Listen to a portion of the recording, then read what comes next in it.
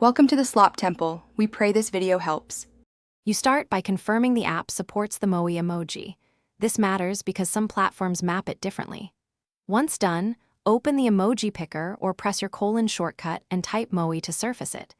Use it immediately as a reaction to a message, or insert it inline in sentences to add dry humor. This sets tone. Make sure to check whether your recipient sees the same glyph. If not, switch to a sticker or image to preserve meaning. Next, focus on context. Decide if you want irony, neutrality, or playful emphasis. The Moai works well for deadpan humor. Once you choose tone, pair it with short text or a GIF to prevent misreadings. This adds clarity. For group chats, use 1/2 reactions to acknowledge messages without derailing the thread. Also, space uses across a conversation so the emoji retains impact. Too many Moai make your intent blurry, and that defeats the point. To finish, preview how the Moai appears on your device, and if possible, on a friend's so you know it reads correctly. Once satisfied, send it as reaction or inline, simple.